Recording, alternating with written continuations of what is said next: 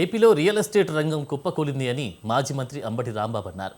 చంద్రబాబు వెన్నుపోటుకి రెండేళ్లంటూ కూటమి మేనిఫెస్టోను వైసీపీ నేతలు దహనం చేశారు.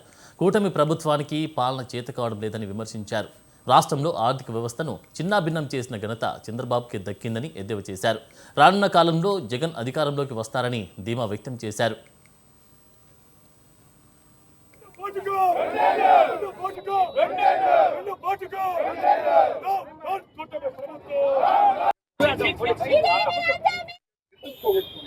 రెండు సంవత్సరాల పాలన దుర్మార్గమైనటువంటి పరిపాలన మీరు చేస్తున్నారు. రెండేళ్లకే 5 ఏళ్లలో రావాల్సినటువంటి ప్రజా వ్యతిరేకత వచ్చింది.